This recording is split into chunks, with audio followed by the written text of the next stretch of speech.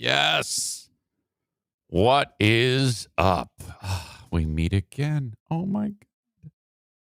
It is the 28th of October, 2021. This show happens each and every weekday at about this same time in the Baldwin Ace Hardware Fear Bunker Studio.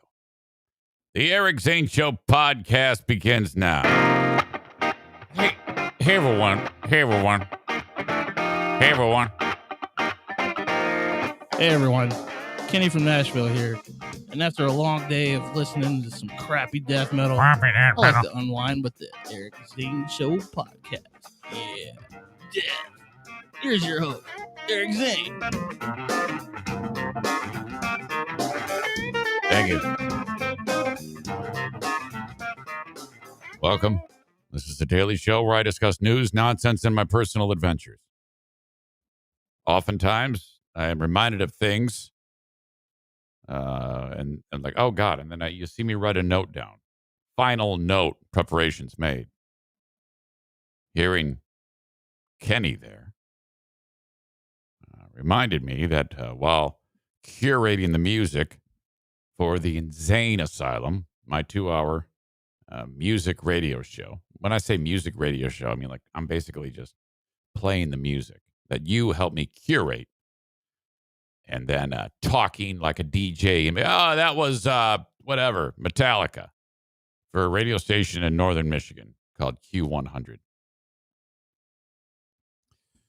The show airs like in the middle of the night. It's like no one is listening. I'm so bad at this that they agreed to put it on from like midnight to 2 a.m. Sunday morning. No one is listening. No one. I make it available on my Patreon. I add it to the things that you can get on my Patreon. And I put it up there before it even airs. In fact, it's got to go up there today. The show I'm making right now is going to air Sunday morning at midnight. It's weird to say. So it's Saturday night into Sunday morning. Technically, it's Sunday morning. And so, in the process of curating that music,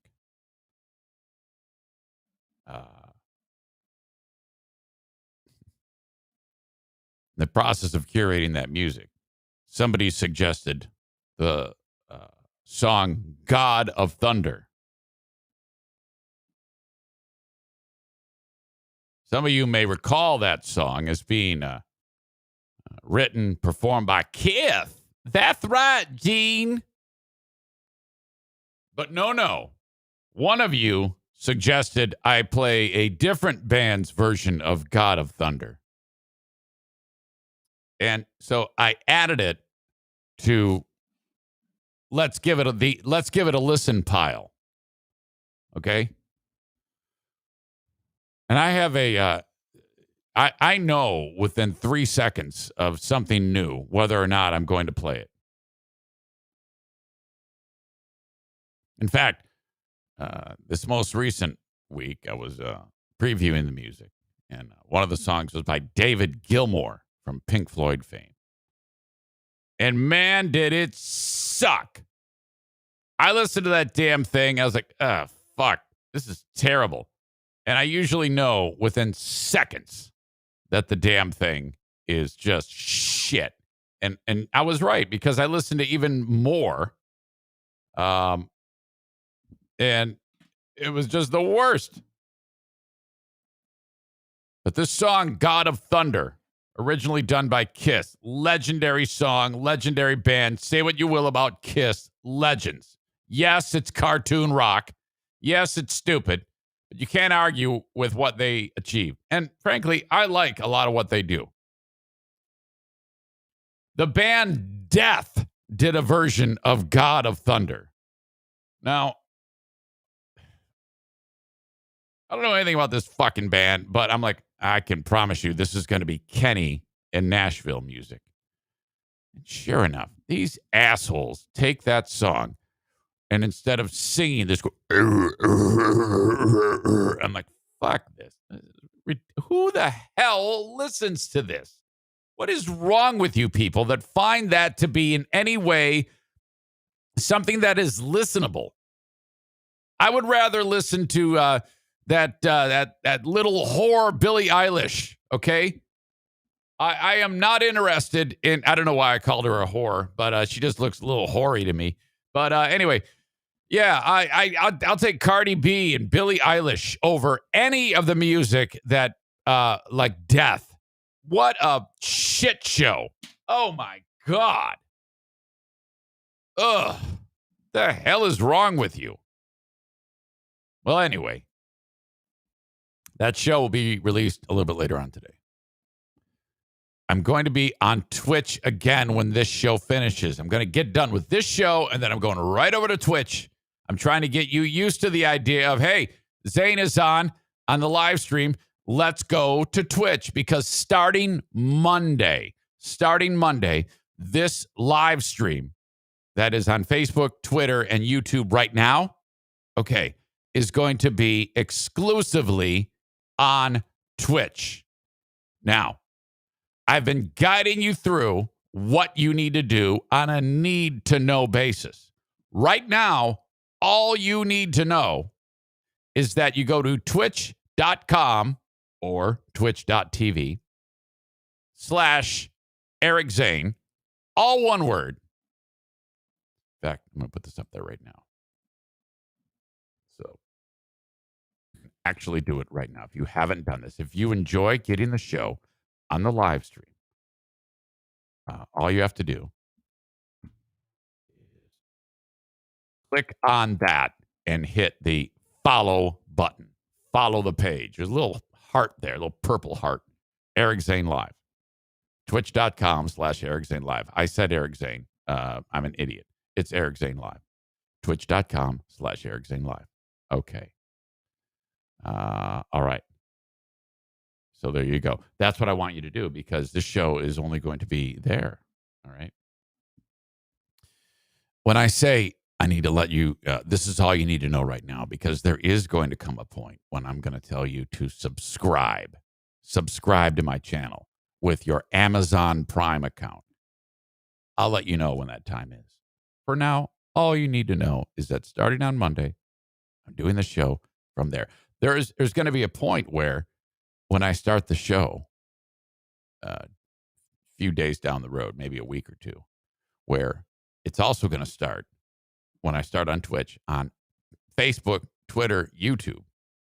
And then after a handful of minutes, I pull the plug, say, all right, I'm cutting the Facebook, Twitter, and YouTube audience out. You have to go to twitch.com/Eric Zane Live to get this show. It's kind of like chumming the water.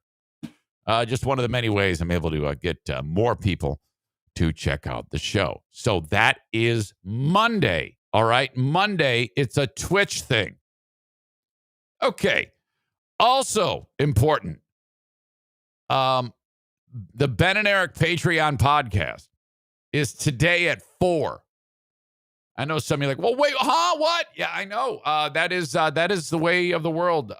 We've got it comes just down to schedules. Sometimes the time changes up on that. We have to be fluid in order to get it in. I've got a busy weekend. I got to go see my nephew get married on Friday. So, oh my God. So just so you know, if you don't think you're on the list for the studio audience, I guess, the Zoom audience for the Ben and Eric Patreon podcast, reach out to me via email. But if you've sent one before, more than likely you are on that list. I'll send out the invite today, and then you join in and hang out with us when we do the show. Also important, I know there's a lot of announcements. Patreon tomorrow, Friday, I have to do another episode of early Patreon. Typically, I get done with the free podcast. And then shortly thereafter, kind of shortly thereafter, I do the Patreon. Not tomorrow. Tomorrow, doing the Patreon. First, I did this not long ago, a week or so ago. I have to do it again tomorrow. What is going on, Eric Zane? Why the hell? Why is this all happening? Well, yeah, that's what I was indicating with you. My nephew is getting married, a Friday night wedding, Friday wedding, I should say, 4 p.m. This is happening more and more. People doing weddings at on a Friday. All right, so off we go in the family truckster motorhome. Eric, Diana, Jim, my son Jim, Jackie, daughter Madison, boyfriends for Madison and Jackie, Justin, and this dude that Madison is boyfriend girlfriend with. I'm saying his name for the first time. The young man's name is Elijah. Okay, all right. So the 7 of us and Jackie's dog, Cece, the Frenchie, travel across the state, and I can promise you it's going to be hilarious. Something ridiculous is going to go down. I will have details on Monday. Little snapshot into my life here, right now, different subject. I have talked to you many times about my brother-in-law who lives with us. He's known affectionately as the NFK. NFK stands for No Filter Kevin. Part of his brain has been removed. He is a lobotomy patient, not even kidding, to cure his epilepsy.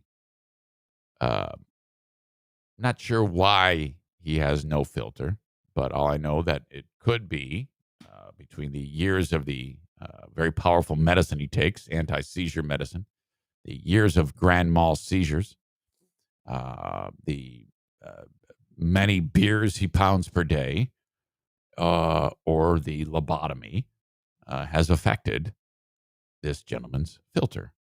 Okay, so thus he has earned the name No Filter Kevin. Also, part of the makeup of this sweet soul, I guess I should back up. He lives with us, and he has for about 15 months, and he will forever. Can you imagine if the family gets wiped out and he's the only survivor? He'll be like the fucking one of those kings on Game of Thrones here, where the whole kingdom goes to shit and he just sits on a throne and watches TV. Holy cow! God forbid that happen. So, one of the other things he has going on is, for some reason, he has no feeling in his hands or his feet. He walks kind of like a combination of Frankenstein and a penguin. If those two had a baby, it would be the NFK. And he stomps his feet when he walks. And, his hands don't work like yours and mine. I've covered all this before. I'm just getting anybody who's new caught up. Okay. Now, with all of that background, you need to know also that whatever he touches is gross, no matter what. We have some questionable hand washing tendencies. It's a good idea that before you handle the remote for the TV, you get a couple of those Clorox wipes when he's not looking and just kind of drape them over it and clean it extensively for several minutes. I am not kidding you. The refrigerator handles have to continuously be cleaned by your old pal Eric. The microwave. I mean, I've talked about it before, but I've never, ever had concrete evidence to share with you. Okay.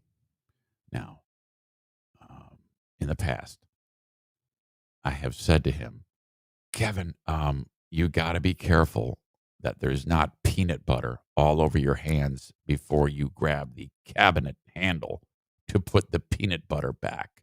You have to check your hands. And I don't know if he can't see it, or he's just oblivious, or he can't feel it. All I know is that at some point during the making of a peanut butter and jelly sandwich, a large quantity of peanut butter, not a little bit, a large quantity of peanut butter gets on his hands, which then he touches the jar. The jar has got peanut butter all over it. And then whatever else he touches, it's got peanut butter on it. Holy fuck. You will think that I did this on my own when you see the catastrophe that I'm about to show you. Okay. And if you're listening to the audio podcast, I will link it up in the show notes. But I'm going to share this with you. Share with you the horror. I took a picture of the cabinet that he touched, and motherfucker. Aram says, before I get to this, does he actually get offended when you use Clorox wipes like on the remote? No, I do it when he's not looking. Okay. All right. Share screen. Okay. Look at that. It looks like I put it there. That is how much, that's enough for a sandwich. That is how much peanut butter goes onto the cabinet. When he grabbed that handle to open the cabinet, all of that peanut butter transferred from his fingers to my cabinet. And it begs the question, how do you not know, even if you have compromised sensitivity in the fingers? You have eyes. Okay. Now, when I see this, I'm enraged. I'm super pissed. But I have to get that in check. I cannot, all I want to do is walk up to him and, grab the peanut butter jar and kind of like what Ray Liotta did in Goodfellas with a pistol, do it with the peanut butter jar. Corey adds, he probably doesn't wash his hands when he goes to the bathroom, so it's probably peanut butter with a little bit of shit particles sprinkled in. Oh, that's beyond a doubt. There is no question about that. I've made that's been well documented that he does not. There is so much feces. I am not kidding you. It is a long process to just, I'm constantly just, he doesn't go to many spots in the house, but whatever he touches, I clean it. I don't want this. Okay. It's like, shoveling snow in a snowstorm. Okay. I'm intentionally talking a little bit more mellow. I tend to yell when I do the podcast. I don't want any. I doubt he's going to be up here, but I'm just scared to death. He's hearing me bitch about him. Okay, so I took a picture of it, and I didn't just take a picture so that you could see it. I took a picture because I'm walking over to where he's sitting, and I'm going to show him. This is the moment of truth. Like I said, I wanted to scream at him and beat the shit out of him and throw him in the street. I took a deep breath. I took a picture. And I go, Kevy. Yeah. I go, buddy. And as I'm walking towards him with the picture, I go, I love you. But this is what the cabinet looks like after you get done making a peanut butter and jelly sandwich. And I hold the picture up to him. And his reaction immediately disarmed me.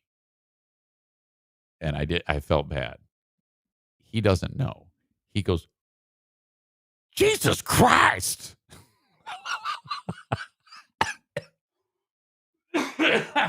Jesus Christ. He was shocked. I go, yeah.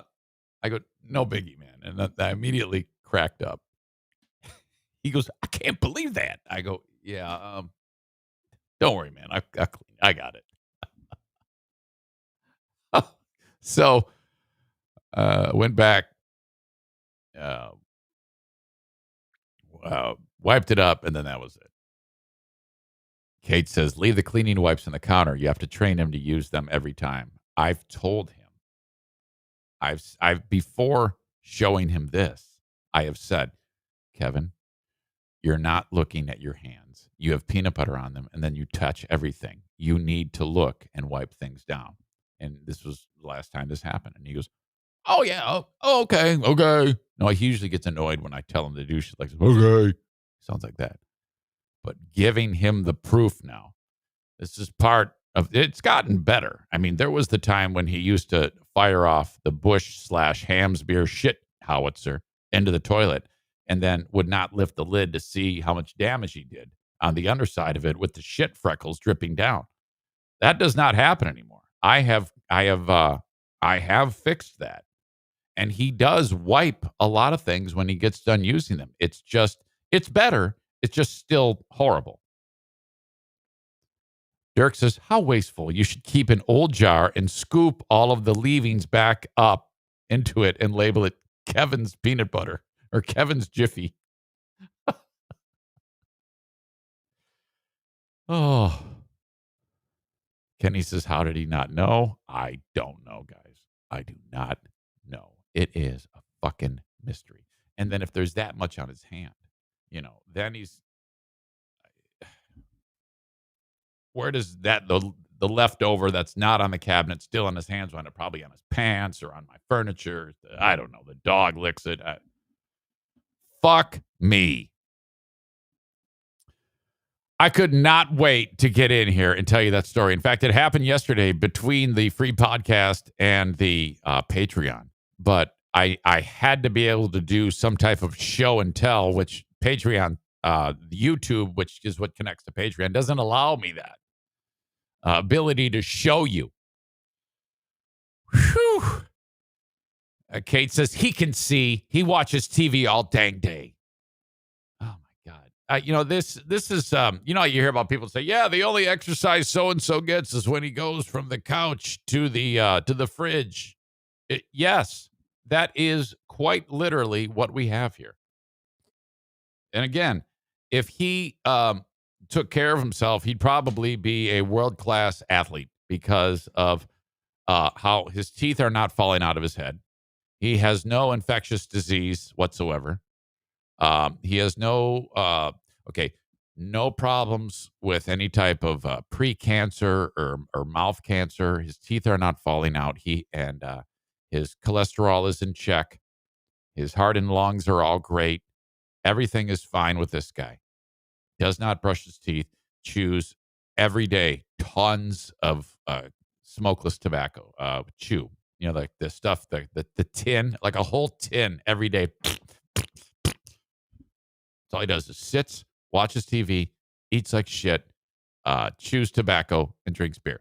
All day, every day, 7 days a week, 365 days a year. Perfect health. Explain that to me. All right. That's enough beating Kevin up. There's more. I could do a whole show on the nastiness of my sweet brother-in-law. But there's plenty more to get to today.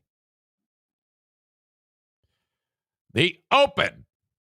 You can tell I just got, okay, I'm done. Now I can get like I normally do. I can get louder. I like being loud, but I also like being subdued too. I've got to get more of a blend of that, A reminder for you that after this show, there's more show. Okay, the Patreon. What the hell is that, Eric Zane? Well, it's just like this, except you pay for it. No sponsors in that. It is powered by dollars from audience members. So if you like my show and you want more of it, throw me a few bucks a month. It's $5 a month for all of the audio and the archive. Any new audio and the audio archive. It's $10 a month for the audio, the video, and the live streams. You can find it at patreon.com/Eric Zane. That is patreon.com/Eric Zane. Eric Zane is all one word. I will link it up for you. I have a number of different shows on there. I've got the daily Patreon bonus podcast, which is what I was just describing to you. The Insane Asylum, my 2-hour music-driven radio show on Northern Michigan's Q100. The Lost Zane Recordings, which is my old radio shows from back in the day on WBBL. Those are 3 hours each. Smarter Than a Former Drug Dealer Trivia, which you can play for cash. All right. And not to mention the Ben and Eric Patreon podcast. Each and every week, 15 hours of content. Patriot Nick says, if you're feeling generous, you could always customize your payment. That is very sweet of you. Sure, you can give me whatever you want. I'll take it. I'll spend your money. There's been some discussion about when I'm on Twitch. Eric, are you going to have bits? I'm learning what bits are. There's a little cup, a little jar. Well, it's glass, actually. It's a tip jar. Tip glass on the screen on Twitch. And you, the consumer, if you want, I guess you pay money and you get like a certain number of these bits. And a certain number of bits equal $1. So if I make you laugh or do something that is going above and beyond, I guess, you drop a few bits in the jar. I guess that's a thing. I'd never heard of that, but that's kind of like one of the things that Twitch does. This isn't the reason why. That is not the reason why I got on it, but it is kind of a neat thing, I guess. All right. Where was I? Patreon. Bits are basically a tip. Think like a bit as 10 cents. Oh, thank you, Corey. Corey knows things about this newfangled tech. It's been around forever. I'm an old man in a young people's world. I'll tell you that right now.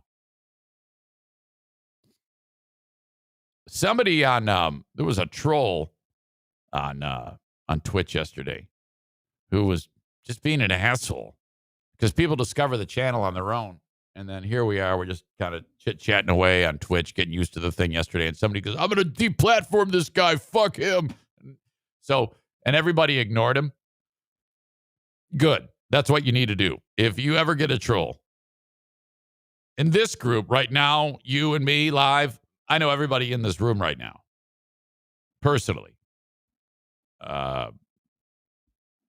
But if you get a new one, that's going to happen on Twitch. Someone's going, I'm getting this guy deplatformed. Just let him go. Corey says, it's like Super Chat on YouTube, which you could have had people send you here this entire time. I don't know. Adam says, I was going to report the guy, but I didn't want the eye of Twitch looking at you already. Oh, yeah. Good call.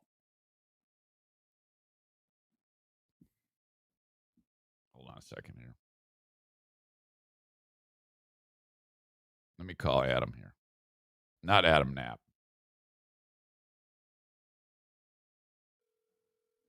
This happened last time. Yo. Adam Deggy. What's up? I think I forgot to send you the link. Adam.Deggy, yes? Yes, sir. All right, I'm going to send it in 1 second. Poor Adam. He's like, wait a second. You told me I was going to be on the show. What happened? Okay, hang on.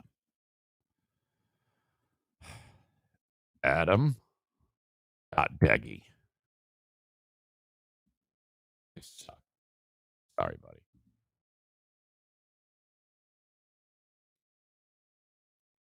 Okay. Before I bring Adam in, he's got a special going on this weekend.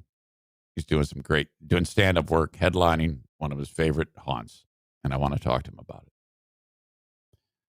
it. Thank you, as always, to the sponsors. The live stream and the open of this show today, brought to you by, first of all, Sarah Honda Granville, and that's SERRA, Sarah Honda Granville. Spell it out online, sarahhondagranville.com, if you want to go check out inventory of what they have. Have you heard about this issue about new cars? Oh, my God, there's no chips, which is just remarkable to me. You know, there's no chips. The cars can't move. You can still get a new car. It might take a little bit more finessing, but Sarah Honda Granville is where you want to go if you're looking for a new, a certified pre-owned, or a used car. All on one lot. If you're a shopping person type of guy or girl, that's cool. Go there, you eat the popcorn, you get the cup of coffee, you see Thad Bond, you see Cameron, and say, hey, and they come out, hey, can I help you with anything? Yeah, I'm just looking. Eric Zane sent me. He told me to tell you to stay away. All right, I'm ready for you. Buy the car. Mention me, please. They're a great dealership. You see them everywhere, supporting a lot of local mom and pop organizations. You know, the Sarah Honda Granville is always the one supporting the Little League and the fun run and the parade. They got a car in the parade. Cars provided by Sarah Honda Granville. Thank you to them. Specifically in West Michigan, if you are on Kennewa, right by 44th Street, next to the Cracker Barrel, across the street from the car wash, you can't miss it. If you're driving by on the other side on 196, you see the car stacker, sarahhondagranville.com. While I'm at it, it's been a great week for Frank the Tank Fuss at My Policy Shop Insurance. Frank is a licensed independent insurance broker, and you still have time to reach out to him if you or someone you love takes advantage of the Medicare system. Hey, if you think, okay, yeah, I just renew it every year, it's fine. It's have him take a look at what you have in Medicare or someone you love has in Medicare, because like me, not me, my brother-in-law, the NFK, the Peanut Butter Falcon, he saved him within 5 minutes more than $1,600 a year. Okay. And the advice he gave about the upcoming laminectomy surgery for the NFK, he goes, oh, yeah, you do not want to do that in December, Eric Zane. You want to do that in January when the new policy kicks in that I am telling you that he needs to take advantage of, because you won't have that massive deductible that I see you will encounter. So good thing you reached out. My point is, anybody in your life to take advantage of Medicare or even buying insurance in the marketplace, if you're like me, a 1099 employee or self-employed, you buy insurance through healthcare.gov, you need Frank. Oh, my God. 616-914-4070. Reach out to him, call or text 616-914-4070. Meet with him in person so you can look at his huge guns inside of that orange shirt that he always wears. MyPolicyShop.com. You can also fill out the form at buyinsurancehere.com. Okay? That's how it works. He's sitting there waiting right now. It looks like his head is turned. It is the almighty Adam Deggy who's making final notes about his big appearance on the Eric Zane Show podcast. Hi, Adam. Hi. I got Yeah. to be prepared. Yeah, I know. I understand that. I was just going over the sponsors. I was like, I wonder if he's paying extra attention. I see you. If you're just listening to the audio podcast, he's got a Detroit Pistons hat on and a Michigan Wolverines hoodie. Yes, sir. I'm ready. I'm ready for the weekend. The Pistons don't look great.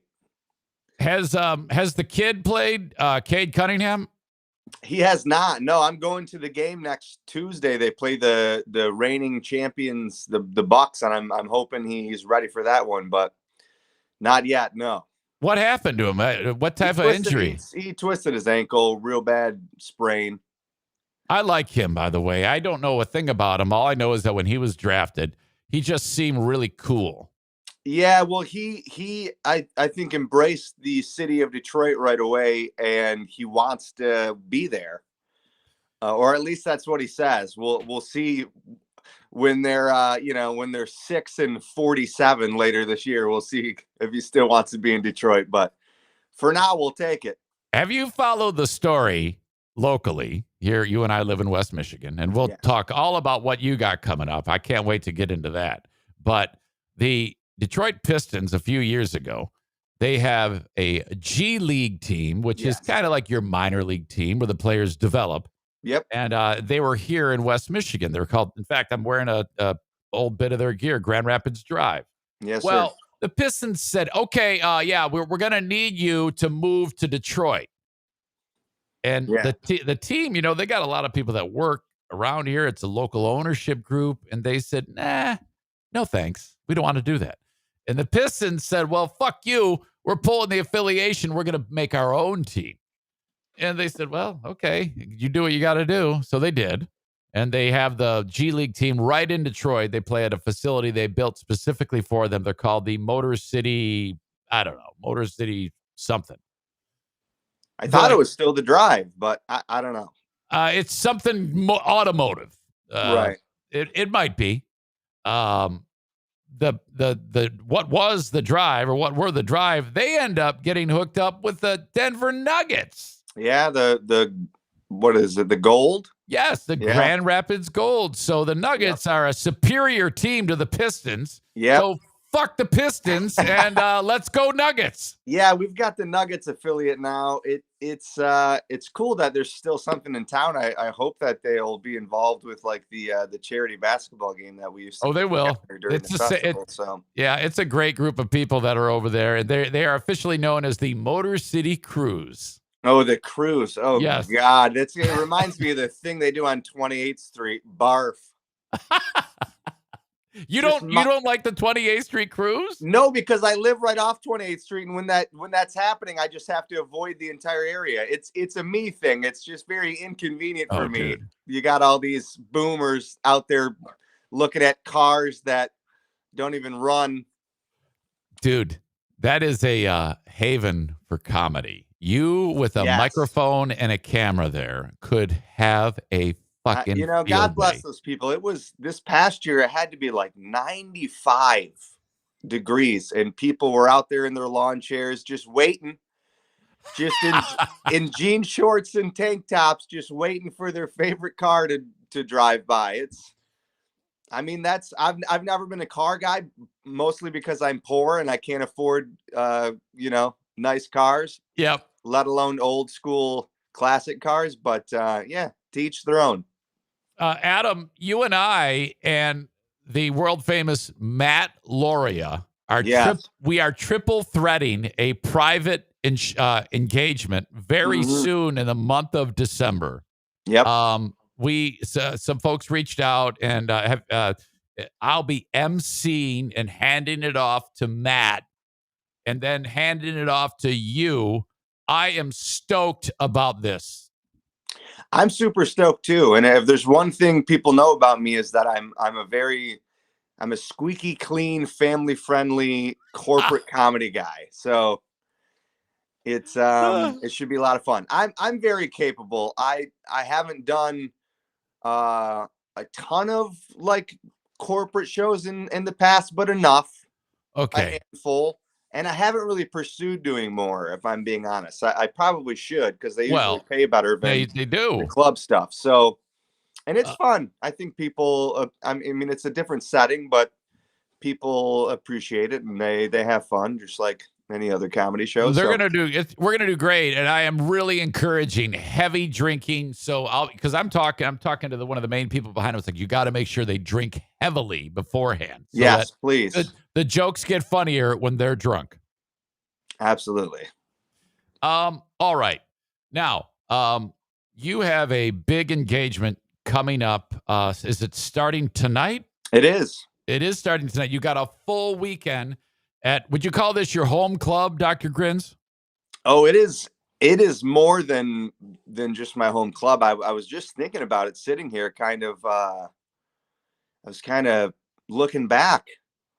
I almost got emotional for a minute, and then I'm like, you got to get on with Zane. You got to pull your shit together. He's a toxic white male. He'll make fun of you. Get emotional.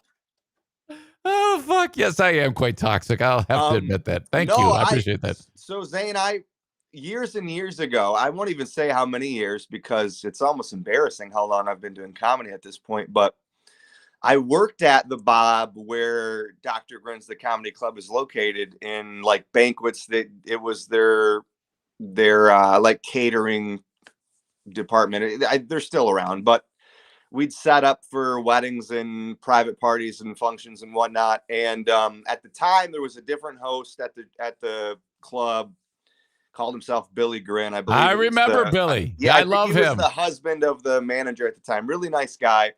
But they almost couldn't get comics to do the open mic. Like they had to ask people. So I'd get off work. I'd still have my chef jacket on. I had to wear a chef jacket for I don't even know why, because I didn't cook anything. But Right. Get off work and they'd say, hey, do you want to do the open mic? Because they knew I was a comic, an aspiring comic. The reason I started working at the Bob was the comedy club was in the building and I wanted to pursue that in life. So he'd ask me and I'd do the open mic. This was so long ago. And then I started doing mics and got my first paid gig at the Bob. And I didn't go to college, so I never had that second group of friends after high school. So all of the friends I met were from jobs or from a hobby or something I did, and that was comedy. And I still have friends to this day. One of my best friends who was in my wedding, I met at the comedy club. Another friend who's now one of my brother's best friends, he met through me. I met at the comedy club. I met my wife. After a show at Dr. Grin's. Yeah. And I know your better half. She's one of the sweetest people on the planet. She was smitten with you, wasn't she? She's way too good for me. Well, I think that I was wearing tight-fitting pants. I don't know that she was that into my jokes, but she could definitely tell that I had a hog. And I met her after a show there. And I mean, I recorded my first album there. So many great memories. At that place. So it means a ton that I'm headlining it for the first time. And it's been a rough couple of years for the Deggies. So it's exciting. And I can't wait. 1 show tonight, 2 shows tomorrow. There's unfortunately no show Saturday because there's stupid Halloween party. Oh, that's right. That building wide. Yes. Yeah, when I was working at the same place with your wife, Cumulus Broadcasting, they were real big on the fucking Halloween party, and I'll never forget it. I'm sure they were. They were like, okay, everybody has to go help decorate the Bob. So this was one of those moments when I realized that my radio career was over, where I'm in the basement of the Bob dressed like the fucking Headless Horseman, putting up orange and black streamers in a corner of the room, and everyone's like, yeah, hurry up, get to work. I'm like, fuck, this is over. It's over. Yeah, they loved that party. I tell you what, they weren't real big on ratings. Holy shit. Yeah, well, we can all make those jokes now, I guess. I guess technically they can sue me, but fuck them. What are they going to sue me for? Radio's hard. Yeah. But yeah, tonight at 8:00, tomorrow 8 and 10:30. A lot of my family and friends will be there. My mother, and then a lot of people I've never met who just enjoy comedy. There's still comics that are in town. I started with, most of them quit. But there's a lot of regulars that have been coming to Grins for over a decade that I would hope will be there. So it's cool, man. I'm looking forward to it. Yeah, that's. I mean, when you look at the survival of the fittest, you're like, oh my god, I'm kind of like from this crew, one of the last men standing. I mean, that good or bad doesn't matter. It's still quite a thing to look at. Say, I'm still slugging it out. There's got to be people you started in radio with that definitely don't do radio anymore. A lot of people probably died. I mean, hell, I'm one of them. Yeah, I am old, and I am one of them. And for the longest time, when I was still working in the industry, I did do that. I took a look at all these people and said, oh my God, I can't believe they're out of the business. I can't believe they're out of the business. Now I'm out of the business. Been out of the business for quite some time, but whatever. That's just how it happens, man. Yeah. Okay. So, all right. That's all fantastic. It's just shocking to me that you've headlined Mark Ridley's in Detroit twice before, and you've never this is the first time you've ever headlined Dr. Grins? And the showcase in Ann Arbor. Basically every club in the state, as well as other clubs around the country. Listen, when you're the local guy, there's always a lack of respect, which I understand, but it should have happened a long time ago. And the bookers may be there tonight. I'll take it up with them face to face. We'll have words. Oh yeah, right. Yeah, I'm sure you will. When I say words, I mean he'll pull me in the coat closet and make me suck his dick, probably. Oh God. Yeah, I mean, come on, you got to do what you got to do, Zane. This is show business. Holy shit. Have you that kind of reminds me, we're joking, but can you tell me, have you ever had a moment where you're like, fuck, I can't believe I'm doing this to try to further my career? That type of Maybe it was a show that was weird or a real long travel to get to where you needed to be. Well, this podcast. Yes. This fucking podcast. Oh, fuck me. No, you know what? I'm sure I've done shows that I shouldn't have done. I've driven. I probably did gigs where I drove 8 hours and didn't get paid, and it was like, what am I doing this for? Yeah. But I never really I've never been the guy who would reach out to another comic and beg him to let me open for him, or I don't know. I've never been super aggressive doing that kind of thing. But I'm sure I've done some things that God, looking back, I'm embarrassed by. You kind of have to have a really short memory. Yeah. Whether good or bad, because if something fantastic happens and you dwell on it, that's probably not the best thing in the world. But if you can forget everything and just concentrate on, okay, the next thing I'm doing, the next special that I'm writing, whatever it may be, that would probably help you. I think that's true in any industry. 100%. And I will admit, I do a lot of shameless plugs. Like this one, I'm selling my new album, Lymph Nodes, at Dr. Grin's tonight and tomorrow, as well as in Traverse City at the Comedy Club Saturday. But most importantly, tonight and tomorrow, Dr. Grin's. It's called Lymph Nodes. I've got download cards, nice big ones. If you're not familiar with download cards, I know a lot of your listeners were around during Prohibition.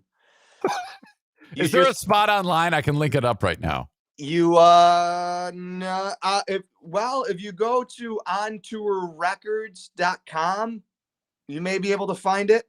I haven't been on there yet, but folks, here's what you do. You take the card and you look at the code on the back and you put that into your smartphone or iPad or computer, whatever device you have on the internet. You just put the code in the website and it'll download the album for you and you'll have the album. So I'm going to be selling these at Dr. Grin's tonight and tomorrow. We're in a gray area of technology as far as albums because CDs are too old, right? Right. Yeah. Nobody wants CDs. Half the people's cars don't even have CD players in them. Right. But then these download cards are kind of too new where people are looking at them like, what the hell is this? Like they want something tangible or something physical they can hold and that'll actually play the music. So I don't know. It's a weird area. I'm not sure what I should be doing. I think that's a good thing. I think that's a really good idea actually, because basically they're only going to have that what you had in your hand for a handful of seconds before they throw it away as soon as they get it. But still, once you have something, I think that's not a bad place to be at all. I actually like that a lot. And then the first of the month, November 1st, it'll be on pre-sale, which then it'll be available, I believe, on the website just to purchase without a card. And then the 12th of November, it's available everywhere, so it'll be on iTunes and Amazon and Google Play and Spotify. Right, but that's but that's not for free, right? Not on iTunes. Now, I think you can technically listen to it on Spotify for free, but just don't do it. Don't be a good person. Yeah, I mean, Spotify. My God, people get raped. You hear about what artists make, and it's shit. It's absolutely horrible. Well, I always ask the question, well, why do people put their shit on there? Somebody was just asking me about this. Now for a guy like me who nobody knows, I mean, I'm a nobody, let's be honest. Me too.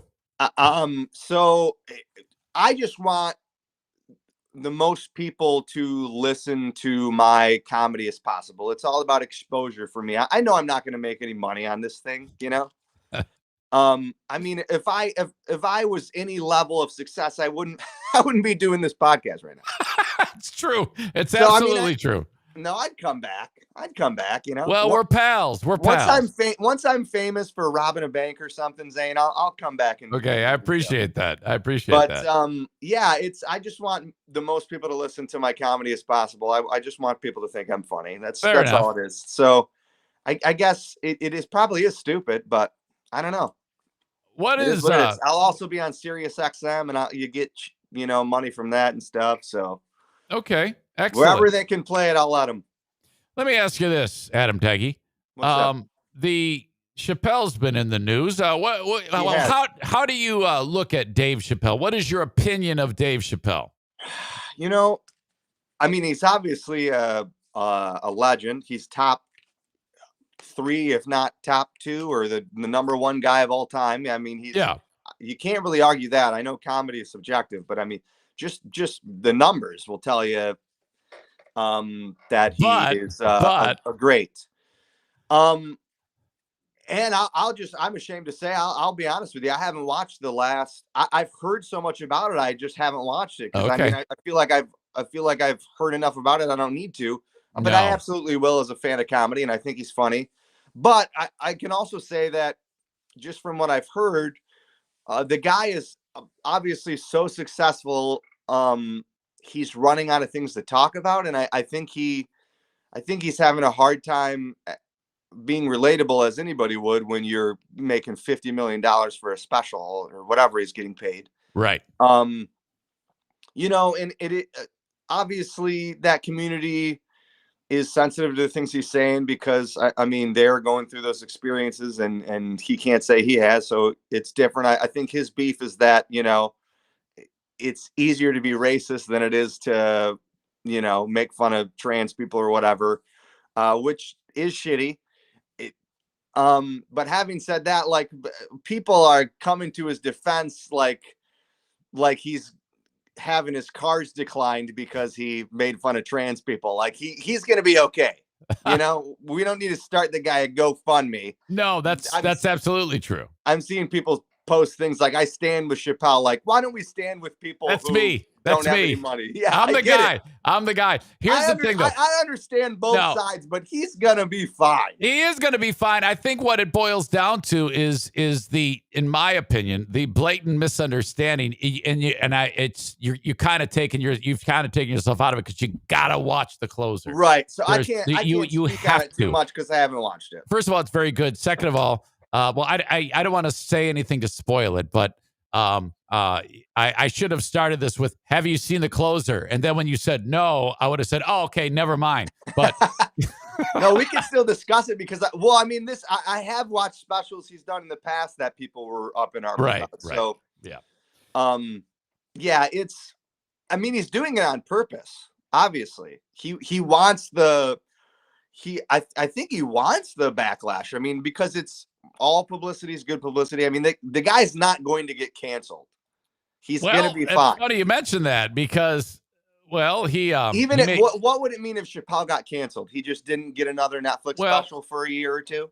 No, he is going to be able to be on Netflix. There's no question. But what he did was he made a documentary, and he was invited to all these film festivals, like big ones.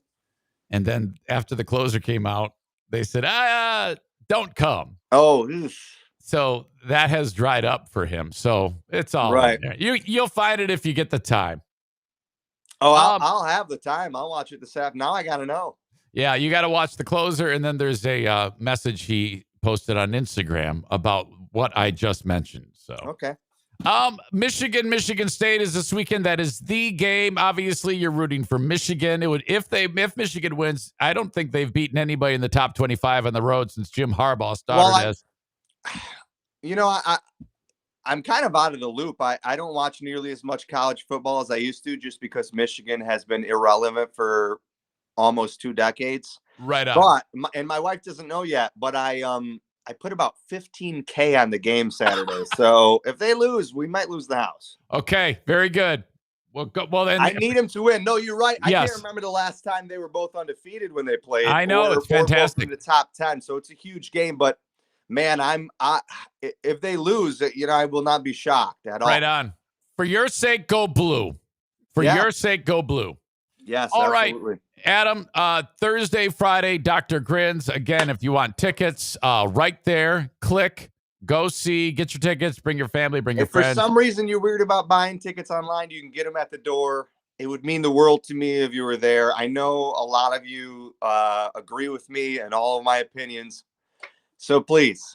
Yes, I will say that all the times we have gotten into vaccine fights on my Facebook page, I'm so happy that all of those people have seen the light and have not fought back and realized that Adam and I are right. Oh, if there's one thing I can say is I've got 100% success rate changing people's minds on social media. Did you see? God, every time there's something wonky, it's usually Adam and I, thick as thieves, slugging it out. And sometimes Stu will check in from the back of the room. Oh, my God. Yeah, good times. It's really a waste of time, but I love everybody. I'll see you there. Okay, Adam, thank you. I appreciate you, man. There Take you go. Likewise, there you go. Adam freaking Deggy appearing at Dr. Grin's this weekend. Okay. The cavalcade of stars on the Eric Zane Show podcast. Never ending. My goodness. Thank you, Adam Deggy. Let me help your business. See all these sponsors behind me? I want you to be in that mix. If you have a business and you want me to talk about your business, send me an email. I'd love to hear from you, and I'll tell you how it works. Eric at ericzaneshow.com. The likes of which include Blue Frost IT, 616-200-8550. If you have a business, small, medium, even large, reach out to Blue Frost IT. They can help you if you're upgrading your tech. If you run the business and all your employees think you're a dick because the shit is busted all the time, it's slow, it's got viruses in it, don't open this from me. It's somebody hacked me. It's because your shit sucks, okay? You need an upgrade.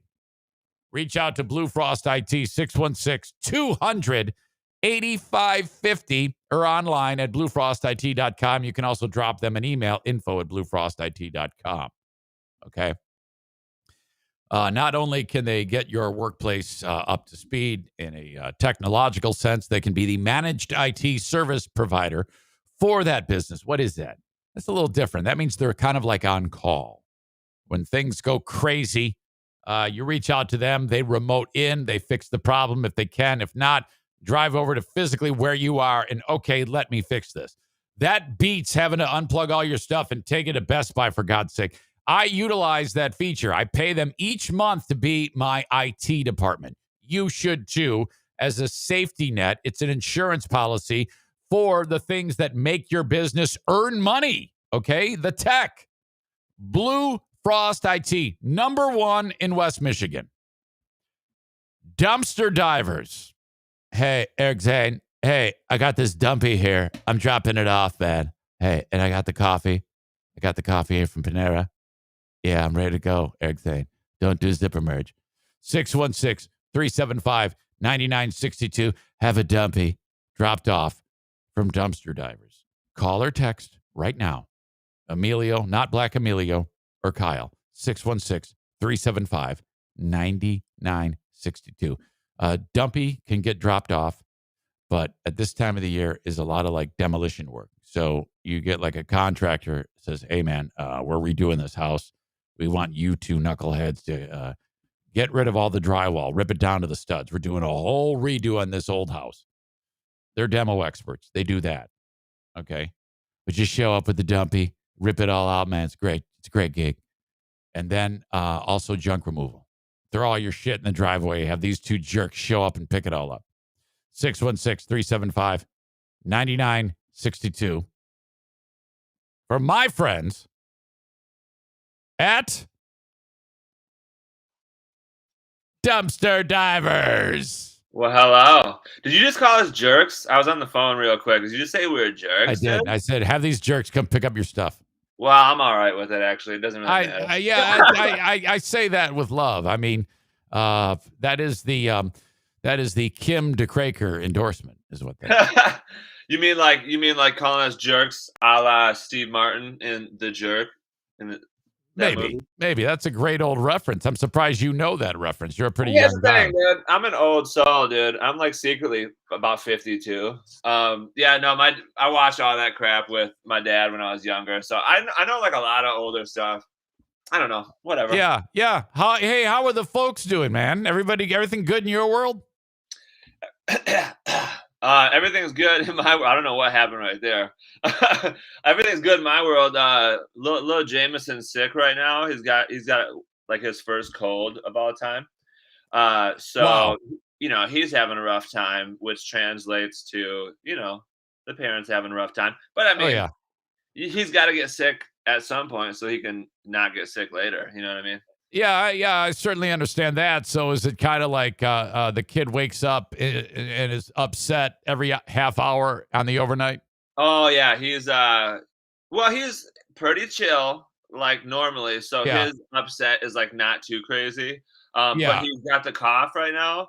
So after he coughs for a little bit, then he gets real fucking pissed that his throat hurts. So Oh then yeah, he'll get like a little uppity. But yeah, whatever. yeah. Is it Jamison? No, we spelled it like the booze How's the booze spell it? with an E. I don't drink the booze. Ben drinks the booze. Okay. Well, I'm sorry that he's under the weather, man. It always sucks. It's cool. It's You cool. ever do they give kids a vaccine for rotavirus? I think they do. Have you ever heard of rotavirus? Um, I feel like I have, and I think they Oh, do. I think they do. okay. My kid caught that at he was like 1.5, maybe 2. And dude, oh, like look at hold on, look at the cat. What the hell is that cat's name again? I don't know. This one's the fat one. This You one don't know eats. the cat's name? No, again, these are Emilio's cats, so Oh, I just call him Kitty. So they're all Kitty to me. that is great. That is so cool. I love cats so much, man. I can't figure out what I love more. It's whoever's in front of me to get pet is who I Yeah, love more. yeah, Kitty. Yeah, back to rotavirus. Oh boy, this is a rough one. And here's why it's so bad. Because okay, if the doc ever says I suspect rotavirus, my first child that had it, Jim, he got dehydrated, and that is the problem. So then you take the kid to the hospital. They got to get fluid in the kid. You got to make sure you keep fluid in the kid for any illness, not just rotavirus. For sure. So the problem is the kid, little guy, he was so dehydrated they had difficulty getting the needle into the spot where they need to get it the IV in, and he's very young. So This sounds terrible. and so imagine a little kid. One pick is bad enough, but they're like, I can't find it. Another one, another one, and that poor guy, it was so terrible. And so then when Jackie got it, the next kid to get it later in life, a year or two later, I had to, every 10 minutes, a half teaspoon of water, like into a measure, because if you do too much, they puke. So Weird. imagine I'm sitting there with a stopwatch for hours. I had to take days off work just to sit there and feed her water through a fucking measuring cup. Here, time for your water, but it worked. It kept her from being dehydrated. That's nice. I don't know. That's my old parenting mojo. I'm hoping that. Here's what I really hope he doesn't get it, because this teacher I had in high school, he would always call me, because my last name's Tiller. He'd always call me Rototiller all the time, and I fucking hated it because that's like the worst. That's like the worst nickname there is. So hopefully he doesn't get it just off of my hatred of the word roto. You know what I mean? Okay, fair enough. Science, Kyle. Dude. Yeah, dude. Hey, did you go through the dumpster that I half filled up? No. I looked at it when I popped up on top to see if I had to type it, which I did. But what was in there? Nothing. It was all shit. There was one TV that still worked, but it was kind of busted because you can't hang it on an arm. But there is nothing better than the feeling of opening that fucking thing up and just get out of my house. Get out of my house. Yeah. Hey, if anybody wondered about the grade A service that we give, Eric Zane, I pull up and he goes, "Yeah, you got to help me load this thing up a little bit." So we went and got a Christmas tree out of his house. This Christmas tree is about 400 pounds, by the way, but we got that sucker out there. So, hey, grade A service coming. Thank you. Yes, I forgot to mention that. You absolutely did do that, and that is sweet. I noticed on your name tag there it says Ballsy Vin. What is Ballsy Vin all about, Kyle? So that's what I call balsamic vinaigrette dressing. But I realized I don't know how to spell vinaigrette, so I just went with Ballsy Vin. Okay, that doesn't surprise me at all. You changing the name of something from balsamic vinaigrette or balsamic vinegar to Balsivin. That Yeah. sounds about accurate, considering you the other day, last week, you referred to a concert as a quote cons. Felt good too. Oh, The funny thing is, Ballsy Vin. What is this reminding me of? Oh, it's reminding me of how like bunch of dudes will get together and then it doesn't matter like what the timeline is. At some point, the dudes will start replacing. They'll put the word "bro" into other words. You know what I mean? Like they'll have yeah, a contact. Like sure. Abraham, all that kind of crap.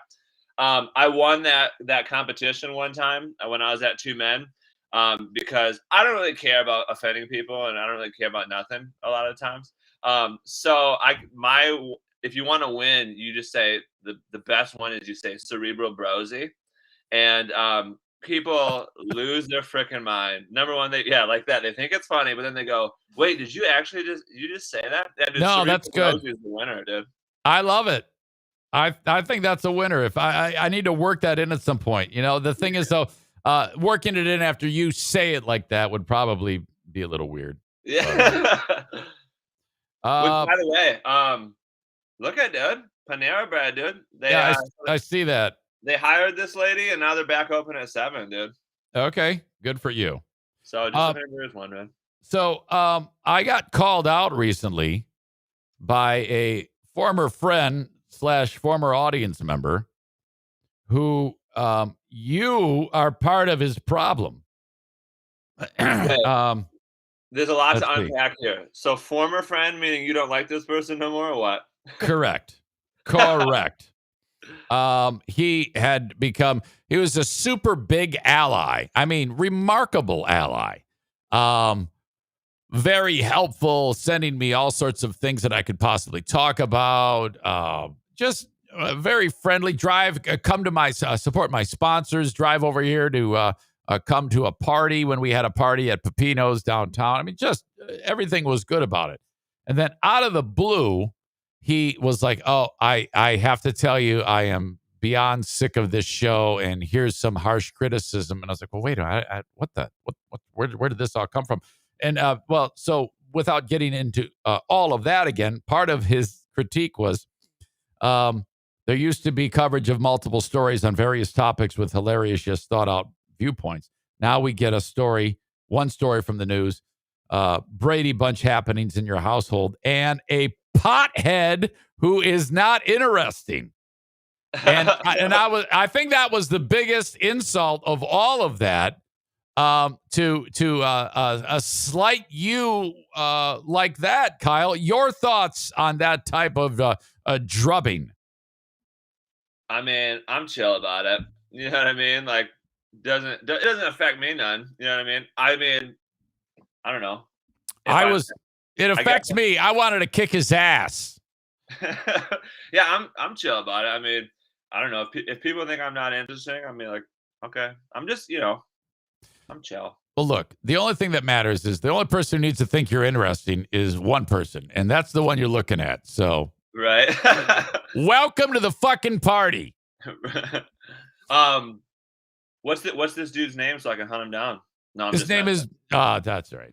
I should probably avoid it. But anyway, yeah. I just want to throw that out there. I love you. Fuck them. You don't need anybody. If you don't like it, fucking shut the thing down for a handful of minutes and come back when it's all over. It'll all be over soon enough. You'll be fine. So is there anything burning on your brain since the last time we talked, Kyle, that you would like to address in the show?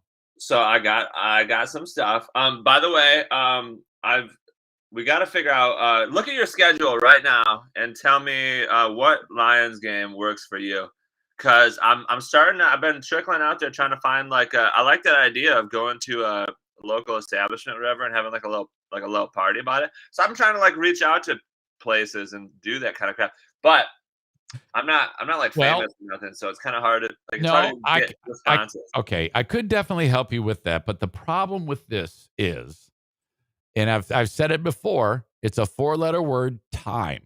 Yeah. Now, I know the games are always on at that time, but there's always something that pops up on my schedule that I struggle to commit to the 4 p.m. or 1 p.m. start of a game on Sunday because usually something family-wise or professionally pops. So it's super tough for me to make that happen. You know what I mean? Yeah. I can't commit. Damn. Well, figure it out. I mean, we got to figure something out. Yeah, at some point what it about, has to. I don't know how crazy you get on Thanksgiving, but what if we did the Thanksgiving game? I'll be out of town. Yeah. Yeah. No, I get it. I'm a busy dude too. I get it. Well, whatever. We'll try to figure it out. And if we don't ever figure it out, then we'll just yay. enjoy people's happiness. Once it happens, it'll be like, finally, we've carved out a place to get it done. I'm telling you, it will happen. I just can't commit right now. No, I'm with you. That's cool. Yeah. So here's my first question right off the bat. I couldn't listen to the whole show because I was busy the other day, but like, what's going on with this blind quarterback that you were talking about the other day? Is it a real? It's real. It is. I forget his name now. Blind. I mean, I was like, I wanted to like keep listening to see if there was like a video footage of this kid throwing a football or something. There is. I can actually get it in a second here, and we can look at it. All right. Let me share a screen here. And we can see. All right. Blind quarterback, Modesto Raiders. You see the Google screen? Yep. Okay. Wait, this kid's probably 7? He is 15. Oh. Okay. Okay, Can you see the kid lining up there? Is that what you see? Yeah, how's he going to take the snap? That's what my first question. Okay. Here you go. Check this out. The kid is under center, and you can see him right now, right? Just blind as a bat. Okay, what's going on here? There he is. He backs up, chucks it, catch. Okay, that kid's not blind. This doesn't make any sense, dude. There's no way, dude. I'm telling you, he's blind. I'm telling you, he's blind. No, dude, I think his parents are out to get famous. You think he's actually got great vision, and it's all a scam? I think his parents pulled a Gypsy Rose on him, dude. Did you watch that show? No, what the fuck are you talking about? It's like I think it's based on a real story. Like this mom like convinced her kid that she was like sick and like needed to be in a wheelchair, but like her mom was like the one giving her the meds that made her like that. I think it's called Munchausen or something. I'm gonna find it and I'll send it to you. But anyways, it's about like parents like corrupting their kids and like lying to them and shit. That kid's not. There's no way that kid's lying. Because when I heard you talk about it, the first thing I was thinking about is how is this kid supposed to read a defense if he can't even read a book? You know what I mean? Like it doesn't make any sense. I mean, the only thing I can think is he's just throwing it to a spot. He just turned it in a direction like Brett Favre used to just throw it as hard as you can down the field and hope somebody catches it. That's interesting, but I can't wrap my mind around it. I saw a clip of him playing defense. Okay, and in that clip, he kind of just goes running through the line like Frankenstein with his hands out and just. Wait, that's the same kid? Yeah, I saw that story before. Okay, blind football player tackle. Let's see if I can get the video of this kid tackling him. Yeah, it's tough to find right now, but he made a tackle, and when he was running down the field with his hands out, he definitely looked like a kid who can't see shit. Wow. Hey, you think that's crazy? I got video of him as a pitcher.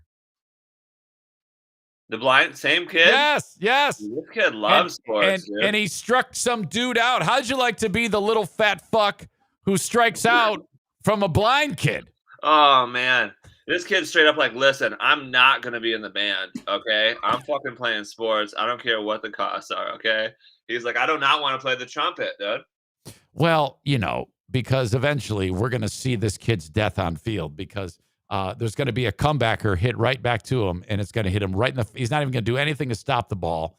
It's going to come out the back of his head. It's going to be horrible. Oh man, Tyler K's got a good point here, dude. Being the Yeah, what backup is it? quarterback who's not blind. Oh man, that kid. See, this is what coaches got to think about. That kid, the backup quarterback, immediately going to have drug problems when he turns 15, 16. You know what I Because mean? Because he's just going to be down in the dumps his whole life going, dude, I'm not even a good enough quarterback to be in front of the blind kid, dude. So wow. that's what heroin's all about. Yeah, that is a great point by Tyler. The fact that kid's got to be I suck so bad. The blind kid has got me beat. I suck so much dick at this game. Holy shit. Humans, dude. Humans are fun. Dirk says that the kid, when he was pitching, the catcher was smacking his glove to give him a target. And we watched it on Twitch yesterday, and he threw it with good velocity for his age, and it was a little off target. But in that video, the ump was super generous with the strike zone because the pitch because the kid went down looking. And it was he called it. It was not over the plate. I think it was a bullshit call. But anyway, who knows? Maybe that's the one time he struck him out. Maybe out of 100 kids, 99 get hit in the head. Right. I mean, who knows? But even if it's still a great story. Melissa says Melissa Talka, baby. That's what I'm talking about. Yeah, that's what it's called. I think it was on Amazon, maybe. Could have been Hulu. It's on something. It's a pretty interesting story. Have we talked about Ted Lasso? Ted Lasso. That's a show it's on Apple TV. It's on Apple TV. Ted Lasso I don't got Apple TV. I don't either. But everybody loves this show, and I'm like, well, maybe I should get it to see the show. And I'm like, all right, maybe. But then I also saw a promotional teaser for a show on Apple TV called Invasion.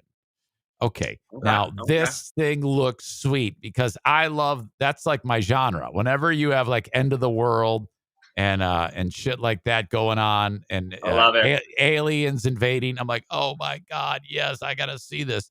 Sci-fi, dude. Yeah, I love sci-fi, even shitty sci-fi. I mean, there's some real shitty sci-fi that I've watched and I've loved, and everybody else has hated it. Dude, I'm with you, dude. I used to, when I worked at Two Men at the corporate office, sometimes, you get a bunch of PTO. So I'd take the PTO and literally just sit in my living room and just watch TV for like hours, and, watching movies and stuff like that. I love doing that kind of crap, dude.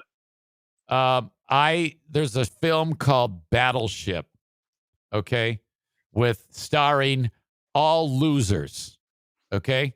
Shittiest actors on the planet. I think Liam Neeson is in it in a small role. This movie is a horrible, disgusting movie that I love so much. It's one of my favorite movies of all frickin' time. Oh my God. Crazy shit. Good guys in their battleship trying to blow up the aliens. Oh my God. I love it so much. I secretly, I mean, I know I have a family now and like all that kind of crap, but I secretly can't wait. I hope some aliens come down, dude, and just like not destroy the world, but like just everything's chaotic or whatever. I'll go in the woods, dude. I'll take the family in the woods and just live life, dude, and just be like, always be like, there could be an alien around here somewhere. That's way more fun than running dumpster divers. You know what I mean? Have you ever considered that there are actual aliens living here right now? Oh, for sure, dude. I mean, think of like whenever you see like a spider, like isn't it like a small part of you goes that could be an alien, dude? You know what I mean? Like I'm right there with you, man. All those weirdo thoughts. I love thinking about that crap, dude, because like what like comes through the TV and like what like we think life is like super boring, dude. Right. You know what right. I mean? Anything else that we need to discuss? Our time is running short. Shoot, it always is. It always is. I know we always just kind of just go off on fucking wild shit. Right. So here's the thing. Adam Knapp, love you too, dude. I'm glad you counted for me. And now we're at 2 of you. I love that. Here's the thing. It's just I don't know when that became my thing, but it just became my thing. What? What are you referring to? Saying here's the thing. Oh, don't worry about it. Everybody has crutches. I have crutches. And everybody's gonna always pick up on them. That always happens. Crutches be crutching, dude. What else I gotta say? I want to say that I'm excited for this weekend because it's gonna be Jameson's first Halloween. So I'm pumped to drag him. I mean, so we're dressing up as I'm being the Scarecrow, Jameson's being the Lion, and then Blue's being whatever. Dorothy. Yeah. So that's gonna be good. I mean, I'm gonna be chill. Jameson's gonna be Blue's gonna be looking scrum diddly, dude. It's gonna be cool, dude. Scrum diddly. That now let me ask you this: is Blue going as sexy Dorothy or old school Dorothy? Just like a regular Dorothy, but Blue's she's always looking scrum diddly, if you ask me. Oh, no doubt about it. So could there be some Scarecrow Dorothy role play when the Lion goes to bed? Oh man, you know what? I like where your head's at on this one, and I'm gonna find that out. Yeah, stay in your gear. You got to roll some footage, and holy shit, OnlyFans right there, millionaires. Yeah, I like that. I'm gonna come up with. I'm gonna investigate. And okay. All right. Yeah. Maybe like kind of get into that slowly. Bring it up gently, and then before you know it, wham. Yeah, all right. I got a bunch of straw in my pocket. Whatever. I'll figure something out. Yeah. Are we out of time? No. Go ahead. Finish up. So the one thing, you were talking about some crap.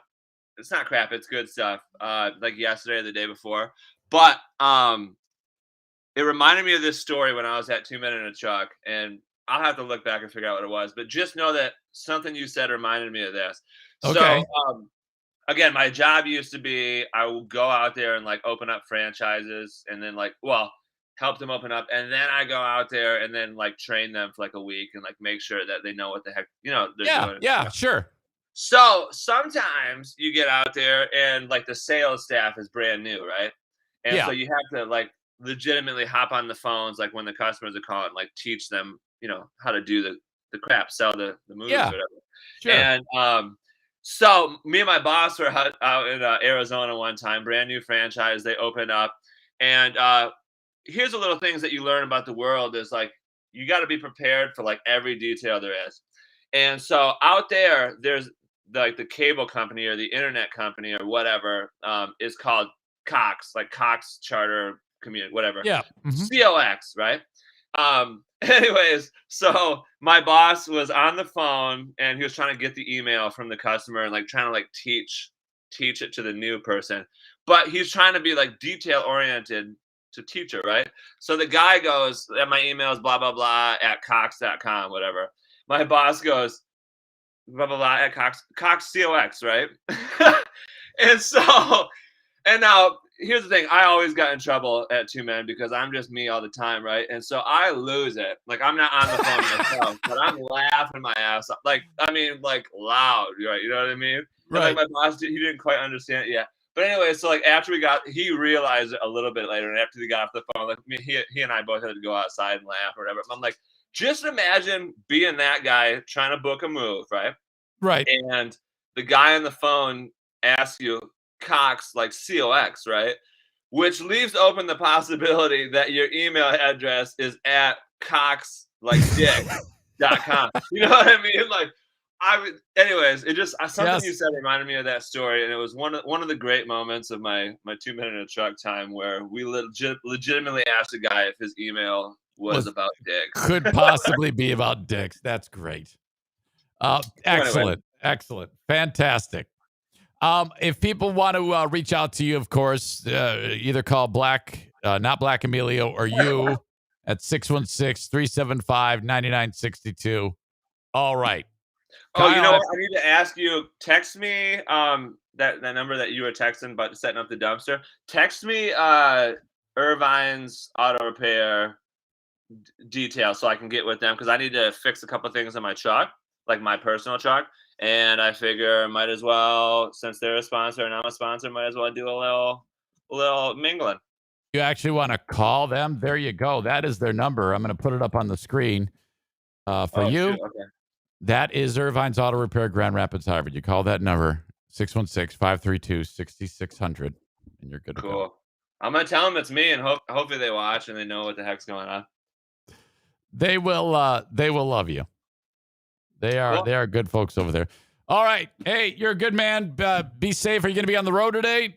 What's Gonna be out on there, gonna be slinging them and gonna be picking them up. All right. Real good. Tell everybody I said hi. Okay. Wait, what? Okay. I was like, wait, I was about to say bye, and you tell. All right, I'm gonna tell all the customers Eric Zane says hi, and we'll see. No, I was referring to Emilio and your better half, dum dum. Oh, all right, never mind. I messed that one up. All right, get out of here. All right, see you guys. See ya. There you go. Kyle from Dumpster Divers. Good man right there. All right.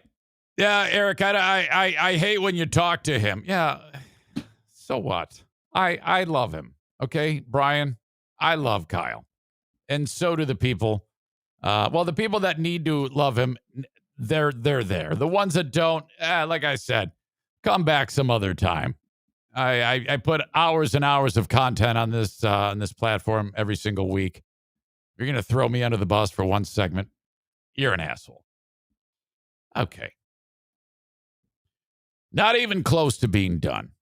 Okay. And I want to mention that, of course, I am on Cameo, cameo.com/Eric Zane. If somebody needs a good roasting, cameo.com/Eric Zane. Hire me for just $15.99. I could roast a friend of yours. I could make it as NC-17 as you want, or rated G if it's possibly for a young person. I get that all the time, saying this person does not swear. Do not swear. It's up to you. Cameo.com/Eric Zane. Gun school. Retired U.S. Army Major, Marine Corps.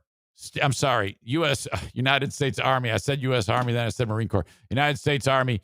Steve Prince teaches gun school.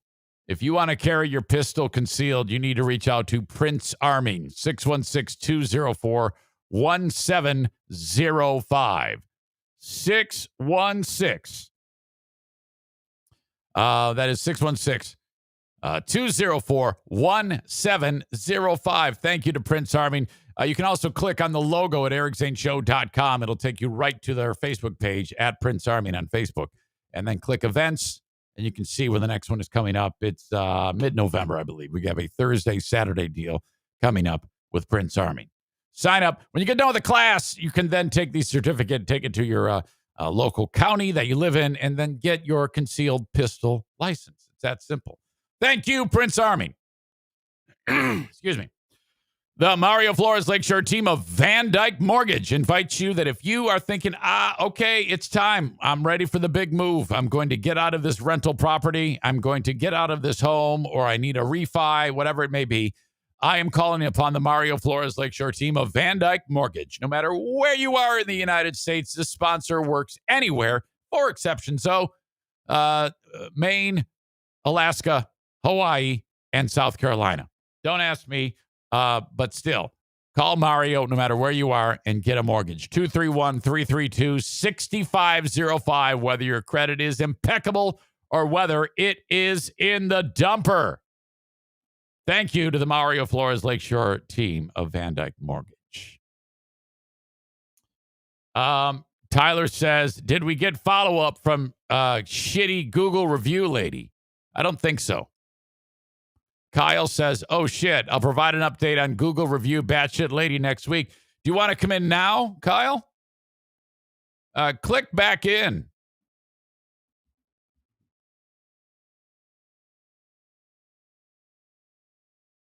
Click back in and update. I don't know if he's by the computer. I'll send him a text. Because I need an update on Kim DeCraker. That's the crazy bitch who fucking son of a bitch. Threw him under the bus with a horrible Google review and fucked everything up for the guy. All right. If you're still watching, Kyle, click back in, and then we need an update. Otherwise, I will check in next week. Boomer Bob says, Kyle's good shit. Maureen says, Kyle seems like a fun dude. Sarah Rookruck Roosh says, yep, agreed. Boomer Bob says, I know 0 podcasts that entertain me 100% of the time. Not even my own. He's referring to the bludgeoning that Bleeding Heart Brian gave me. I'm still so fucking pissed about that. Kyle says on Cameo, can I get a Molly Christmas and a happy crew year and keep rocking?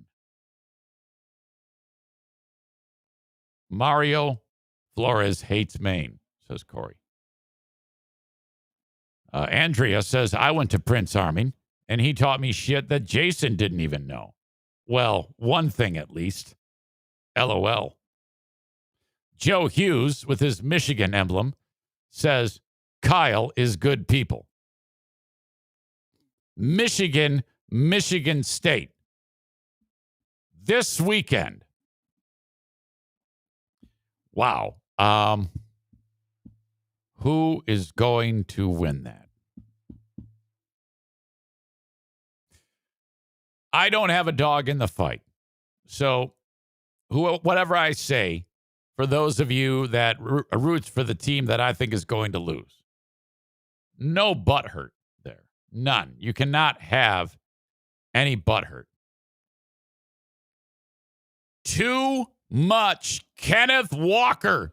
Michigan State romps over Michigan. At Spartan Stadium, they will be burning couches in East Lansing when they take Jim Harbaugh and rub his nose in shit. I do not care, and I am not rooting. I am just making my stone cold lead pipe lock of the week. Spartans in a rout, 35-7 from Spartan Stadium. The Michigan Wolverines have had a great season up to this point, but they will be exposed. Oh, no. Oh, my God, as the Wolverines go back to the drawing board, licking their wounds. When will Jim Harbaugh be able to beat a top 25 opponent on the road? Oh, no, it's not going to happen this weekend. Now, for a lot of you, you will probably be like, thanks a lot, Eric Zane, you idiot. If you bet the opposite of me, you're probably going to win, though. Tyler says, what does Huge predict? The opposite will happen. It's similar. He's going to pick Michigan, I guarantee you. Dennis says, you're fucking delusional. Dude, again, I don't root, but as you all know, I am an expert prognosticator. I just go with gut feelings, all right? And then it tends to work out. Okay. Look, I need to put the wraps on this show, but I'm not done. But in order for me to do it without being completely uncomfortable, I need to go tinkle. Ooh, boy. This is a rough one. And I didn't drink a drop of water. All I had was coffee. Normally, if I have the coffee, I can survive the whole show. Not today. No way, no how. So hang in there. I am going to do my tinkle trick. Enjoy the dog sleeping, and I'll be right back.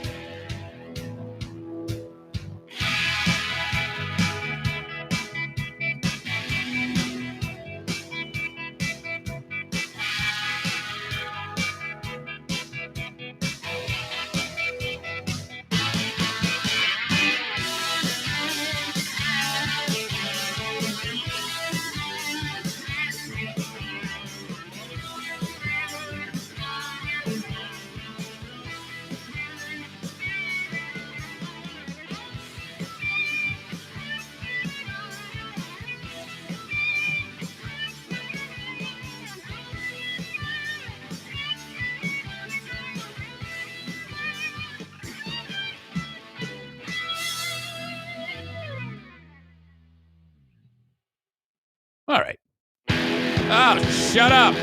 All right. There's a disturbing story in the news today.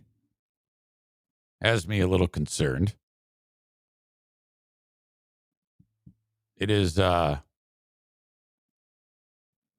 hold on a second.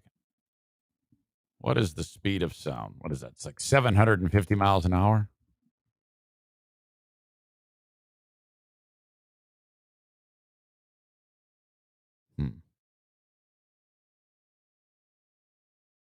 343 meters per second. Who measures it in that?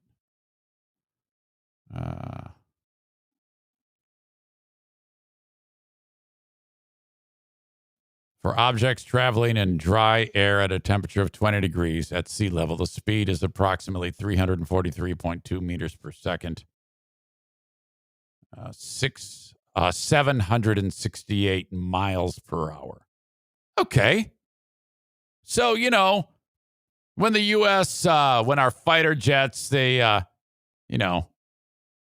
around that fast, the missiles that they launch, around that fast, armaments to keep the country safe. If by chance some crazy ass fucker lobs a couple missiles over at the U.S., our defense setup will hopefully take out their missiles. Evenly matched, incoming speed, outgoing speed. Yeah, you can track that shit and blow it up before it even affects us in any way, shape, or form. We don't even know anything happened. Unless, a missile goes 10 times that speed. Did you see this story? If you're not thinking this is a big deal, you're fucking crazy. China has developed and tested successfully not a supersonic missile, a hypersonic missile. Okay, this is some Star Wars shit here. Like, well, what does that even mean? I don't have any idea. Okay, let me put it in terms like this. Supersonic missile is what I was just describing to you. Okay? The hypersonic missile is about 4,000 miles an hour. We can't do anything to a hypersonic projectile flying in from the back of the room. There's nothing that can be done. China has this now. They have this capability. Joint Chiefs of Staff Chairman General Mark Milley, speaking to Bloomberg Television, stopped short of calling the test a Sputnik moment. Who gives a shit about whether it's a Sputnik moment or not? We need to know that it's an Armageddon moment, because if China gets a fucking bug up their ass, we are sitting ducks. There is absolutely nothing we can do. They throw a nuclear warhead on the end of a hypersonic missile. Oh my God. Ooh. Fuck. 4,000 miles an hour. Don't piss off China. He called the test of the weapon a very significant technological event. Just one element of China's military capabilities. Holy crap. It was the first official acknowledgement of the test from the Pentagon, which has so far declined to comment. The Chinese military capabilities are much greater than that single test, Milley said. They're expanding rapidly in space, in cyber, and then in traditional domains of land, sea, and air. China is very significant on our horizon. Fuck, man. That's a little weird. I was watching a report on the Today Show this morning. They said that the U.S. is always working on hypersonic capabilities, but we're years behind. Now, look, I mean, that's a pretty staggering thing to think about, but I don't know. sometimes I live a little bit fearful, but knowing that some country has that type of capability and we don't know what the fuck they're thinking, that's a little weird. Can you imagine if something like that gets in the hands of some crazy, even more crazy entity such as North Korea? Not that far-fetched. All right. So just a little doom and gloom for you on the Eric Zane Show podcast. Meanwhile, this story, an update on the Alec Baldwin thing. This is getting really, really messy. Okay. This is an interview with the sheriff in that county in New Mexico. And this I know. This is very, very weird. As far as I can understand, there were two people involved that were going to handle that weapon. One is that 24-year-old chick who apparently was on the set of her first job as an armorer was during some Nicolas Cage movie. And she fired a fucking gun off and it scared the shit out of Cage. And he went storming off and said, "You dumb motherfucker, you got to let us know when you're shooting a fucking round off. You're squeezing one off. You fried everybody's brain." So there was that. And she's on the set of this 24-year-old chick, something Gutierrez. And then the other guy, apparently she, in this old Western style revolver, said, "Okay, yeah, take a look at the barrel, the spinny thing." And they see 3 rounds, but apparently she didn't spin the barrel. And the bullet, it is a bullet. Now they found this out.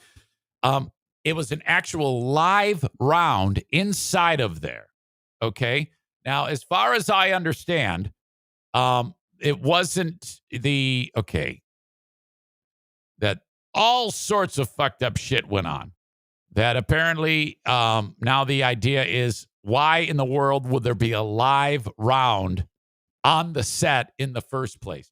And there's talk of some of the crew were using the weapons to just fuck around with live ammunition and shooting targets on the set, which, oh my God, what the fuck?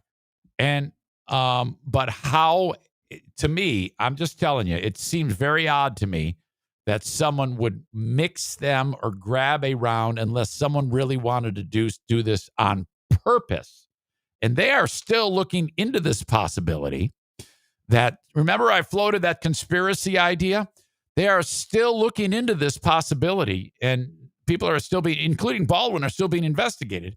How in the world did a live round with a projectile in the casing, a deadly live round, wind up inside of this revolver with rounds that don't do anything but make noise?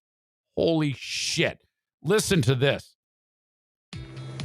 We're back with more on this morning's top story, the investigation into that fatal shooting. By the way, if I'm playing this directly from the Today Show, so if the algorithm on Facebook or whatever mutes me or shuts me down, or on either one of the 3 platforms, just go to the other one and finish it up. I don't give a fuck, really. I want to play this. On the set of Alec Baldwin's new movie, officials have announced the prop gun that was used had been loaded with both dummy and live rounds of ammunition, or at least one live round. Investigators also found what they describe as some complacency with how weapons were handled on that set. And if the sheriff's office determines during our investigation a crime has occurred and probable cause exists, an arrest or arrests will be made and charges will be filed. Wow. That was okay. Before I continue with this, because what's her face here is going to interview the sheriff. The young chick I was telling you about, Hannah Gutierrez, is the set armorer. She's the one who fired the round on the set of the Cage movie. Set armorer Hannah Gutierrez and assistant director Dave Halls. These are the two who handled the firearm before Baldwin. Baldwin, Gutierrez, and Halls are all cooperating. An affidavit from the sheriff's office, they might even mention this here, from Wednesday, revealed that Gutierrez, a 24-year-old chick, told investigators that on the day of the incident, she checked the dummies and ensured there were not hot rounds in the firearm. Gutierrez said as the crew broke for lunch, the weapons were taken back and secured inside a safe on a set in the prop truck. During the lunch break, she stated the ammo was left on a cart and not secured. That's a problem. A search warrant issued Wednesday. Warrant was issued Wednesday for that truck. Gutierrez said no live ammo was ever kept on the set, according to the affidavit. That's not what was discovered. They found 500 rounds of both dummy ammo and live rounds on the set. Uh-oh. Sheriff of Santa Fe County, New Mexico, Adon Mendoza, who joins us now. Mr. Sheriff, good morning to you. Good morning. So you have identified the two people who handled that weapon and ammunition before handing it to Alec Baldwin, the assistant director and the armorer. Is that who faces criminal legal exposure right now? Well, I can say this, that those two individuals are obviously the focus of the investigation. So they're the focus. And what about Alec Baldwin? By all accounts, according to court documents, he was handed that weapon and told it was a cold gun. In other words, not containing live ammunition. Is he in the clear as far as the criminal case is concerned? Nobody's been cleared as of yet. Again, there's 3 people that handled the firearm prior to the death of Miss Hutchins. So those people will be interviewed, are the focus of the investigation, and so and nobody's been cleared as of yet. What pieces of information do you need to determine whether this was just a tragic accident or something that rises to the level of a criminal case? Well, I think during the interviews and the focus of the investigation is how the live rounds got there, who brought Imagine we said, we need a smoking gun. Oh no. them there and why they were there. As far as how, if it's going to rise to the point of negligence or the point of criminal charges, we're hoping to work with the district attorney in I reference keep picturing Gomez from Breaking Bad. to that, so a clear determination is made whether charges should be filed. Well, you determined and announced yesterday that it was, in fact, a live round that was fired from that weapon and killed the victim here. Do you know why live rounds would be on a movie set? I love this question. Thank you. Is there any good reason they should be there? I absolutely don't. I think Oh, the boy. information that we've got in the industry is that there should be no live rounds on set. So again, we're going to try to determine why they were there and Oh, who brought man. them there. And according to the court Somebody is fucked. Oh, somebody is so screwed. documents, the armorer, Hannah Gutierrez Reed, told your investigators, quote, no live ammo is ever kept on set. Given your investigation so far, is that an accurate and truthful statement?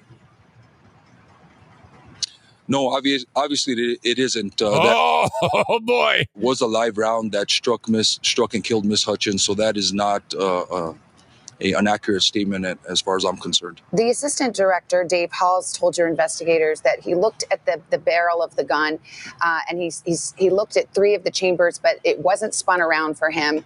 And he's not sure if he saw the other chambers.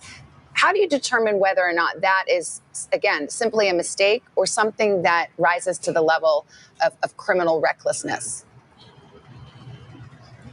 Again, we're going to continue the investigation. We'd like to do some follow-up interviews with Mr. Halls and get some clarification in exactly what he meant by that statement. I'm aware of the statement. It was in the affidavit, but there's some follow-up interviews and that we would like to have with Mr. Halls. There have been reports from crew members in the press saying that there had been 2 accidental gun discharges on that very set prior to this incident. Have you been able to confirm that?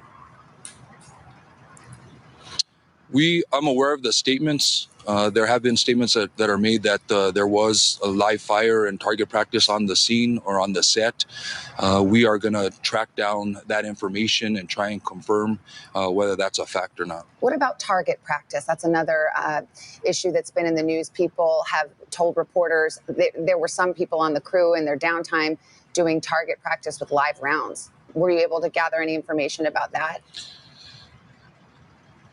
Not as of yet. Again, our investigators are aware of those statements, and we encourage anybody that has it. She needs to say, okay, if there is, how fucked are these people? that information of where that took place and when it took place to contact the sheriff's office so we can follow up on Thank you, Gomi. that information. Well, finally, sir, I mean, we can see that there are a lot of open questions here. Do you have a timeline in terms of when you think this investigation can be completed? You know, we're working diligently. There is no timeline. There's a lot of people that need to be interviewed.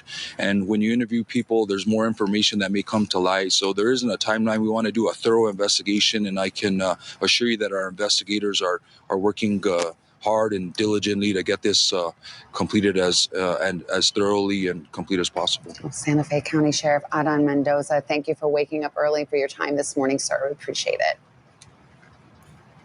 Thank you. I agree with Corey's comment. Yes, somebody is getting a manslaughter charge. That's what it sounds like to me. Holy shit.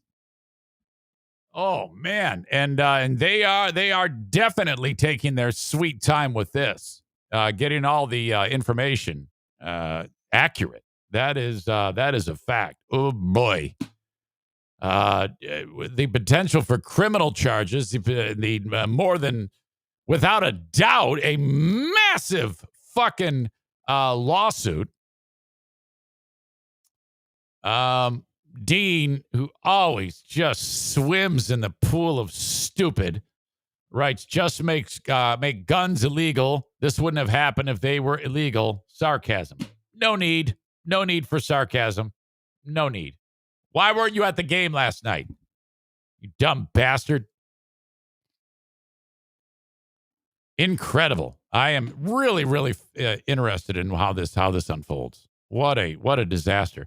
And then there was the idea of Baldwin possibly being held with some type of charge. I guess it would be a manslaughter charge or negligent homicide or something like that. I mean, I guess it all depends on if there is written down protocol that assures that the actor has to look at the what he is his weapon to begin with. If that case can be made, then yeah, he would be fucked. Corey says revolver is the easiest thing to check. You just slide out the cylinder. You can see all 6 chambers at once. Agreed, man. So who knows? But this is an absolute shit show. What just started out as, it was just some accidental thing. No, there's a whole lot of details to this fucking thing. My God. Heads are going to roll, to be sure. Okay. We are moments away from the asshole of the day, brought to you by TC Paintball and JM Synthetics. Get your nominations as to who you think is the asshole of the day today. For the last 2 hours, we've talked about a lot of things. Can you think of anything right now that we've talked about that could be a qualifier for the asshole of the day? Get them to me on the chat of the live stream. If you haven't done so already, please go to twitch.com/Eric Zane Live and follow the page, because we're going to go there in a little bit and have some more fun getting you used to my new platform, which kicks off in earnest. The grand opening, if you will, on Monday, just a few days from now. All right. We were talking comedy earlier with my pal Adam Deggy. I wish him nothing but the best in his efforts in headlining Dr. Grins this weekend. I still cannot believe that is the first time that he has done that. Going down this weekend. In the discussion of comedy, totally different, but a different organization, is Full House Comedy. This is about the only time that I would ever talk about Full House Comedy at the same time as Dr. Grins, but there is comedy going down this weekend. You've got tonight at the Park Theater. Go see the multi-talented Rodney Norman, who looks like a homeless dude. He is appearing there tonight at the Park Theater. If you're in the Rockford area, go see Rodney Norman at Rockford Lanes on Friday night. And then on Saturday, Rodney Norman is at Back Alley Comedy Club in Muskegon. For tickets to these shows and all of their shows and to see who's coming up in the near future, go to fullhousecomedy.com and support the one and only Big Dick Donnie in his effort to bring comedy to West Michigan and beyond. Irvine's Auto Repair Grand Rapids Hybrid. You do have a resource, a trusted resource in West Michigan, if you are in West Michigan, to get your vehicle repaired. Irvine's Auto Repair Grand Rapids Hybrid. ERVINES. Irvines.com. On their website, displayed proudly and prominently, their Google reviews. So terrific. They've got an unbelievably great track record. If you have any issues at all with your vehicle, take your car to Irvine's. Keep it on the road longer, preventative maintenance, or if something goes haywire while you're driving down the road, they can help you. Call them at 616-532-6600 for Irvine's Auto Repair, Grand Rapids Hybrid, and EV. Servicing European, Asian, and domestic cars, about the only thing that they will not work on, Volkswagens. Okay. In fact, Adam says, asshole of the day, Volkswagen. Asshole of the day, Adam. Adam was a gem in the comments today. Oh, I can't agree to that. Adam says, thank you, Kyler. And for the record, we need to add 2 more to the know what I mean, 3 more to here's the thing, and 4 more to dude. Apparently, folks, are keeping track of, what do you call it? Kyle's verbal crutches. All right. I have no real worthy recommendations for asshole of the day. Apparently everybody's in a great mood and no issues. Let's see. Ben and Eric today. Ben could be nominated for fucking up the time on the Ben and Eric Patreon podcast this week. The NFK could be nominated for just the whole peanut butter thing. My God. Deggy joined us. He was kind of an asshole picking on your old pal Eric Zane, but I'm going to let that slide. Kyle joined us with his usual fare of dudery. We updated you on the set of the movie Rust. Boys, a lot of stuff I did not get to that I'm going to get to on the Patreon. Disturbing news about China. So I'm not too hard and fast on the asshole of the day. I don't have any real standout things there. Melissa says, asshole of the day could be Bleeding Heart Brian because you're still pissed. Asshole of the day, 131 construction delays. Martin says, Spartans a-hole.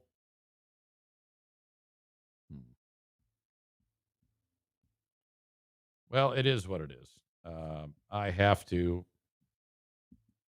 pick somebody.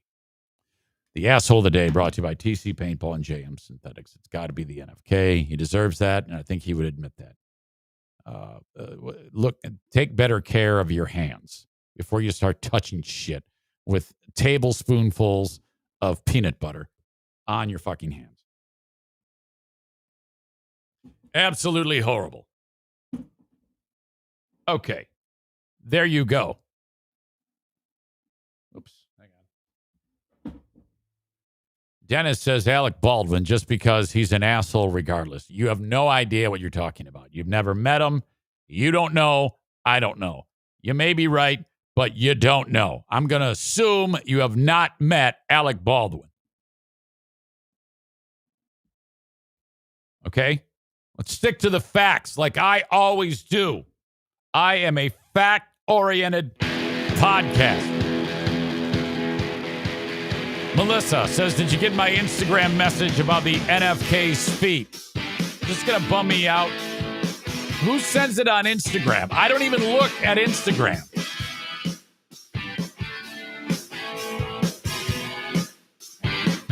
No. Wait a minute. No, I did not get that. Okay, I'm going to head on over to Twitch in just a handful of minutes. All right? We're going to have some more fun on Twitch. We'll get to that in just a bit. Thanks for listening to this show. Go to twitch.com/Eric Zane Live and follow the page, knucklehead. Okay. Talk to you then. Bye-bye.